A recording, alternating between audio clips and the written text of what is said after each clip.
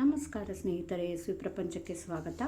ನೋಡಿ, ನಾನಿವತ್ತು ನಿಮಗೆ ಈಸಿಯಾಗಿ ಮಾಡೋ ಸೌತೆಕಾಯ್ದು ಹಸಿ ಗೊಜ್ಜು ಅಥವಾ ಚಟ್ನಿನ ಹೇಳ್ಕೊಡ್ತೀನಿ. ನೋಡಿ, ಅದಕ್ಕೆ ಒಂದು ಸೌತೆಕಾಯಿನ ಈ ಥರ ಹೆಚ್ಚಿಟ್ಕೊಳ್ಳಿ, ಒಂದೆರಡು ಹಸಿಮೆಣಸಿನ್ಕಾಯಿ, ಒಂದು ಸ್ವಲ್ಪ ಹುಣಸೆಹಣ್ಣು, ಒಂಚೂರು ಕಾಯಿ, ಒಂದು 3-4 ಸ್ಪೂನ್ ಆಗೋಷ್ಟು, ಹಾಗೆ ಒಂದು ಅರ್ಧ ಸ್ಪೂನ್ ಆಗೋಷ್ಟು ಎಳ್ಳು, ಅದನ್ನು ಸಹ ಚೆನ್ನಾಗಿ ಹುರ್ಕೊಳ್ಬೇಕು. ಒಂದು ಸ್ವಲ್ಪ ಫ್ರೈ ಮಾಡ್ಕೊಂಡ್ಬಿಟ್ಟು ಈ ಥರ ಗೋಲ್ಡನ್ ಬ್ರೌನ್ ಆದಾಗ ಇದೆಲ್ಲ ನಾವು ಇಟ್ಕೊಂಡಿದ್ವಲ್ಲ ಅದ್ರ ಜೊತೆ ಅದು ಮಿಕ್ಸ್ ಮಾಡಿಬಿಟ್ಟು ಈ ರೀತಿ ನುಣ್ಣಗೆ ಪೇಸ್ಟ್ ಮಾಡ್ಕೊಳ್ಬೇಕು, ಚಟ್ನಿ ಥರ.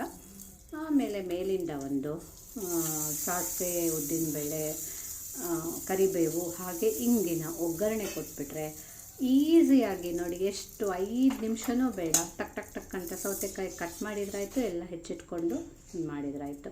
ನಮಗೇನು ಬೇಡದಿದ್ದಾಗ ಈ ರೀತಿ ಈಸಿಯಾಗಿ ಒಂದು ಅಡುಗೆನ ಮಾಡ್ಕೊಳ್ಬೋದು. ನೋಡಿ, ನೀವು ಸಹ ಖಂಡಿತ ಇದನ್ನು ಮಾಡಿ.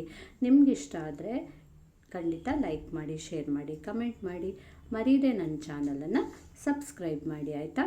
Thank you.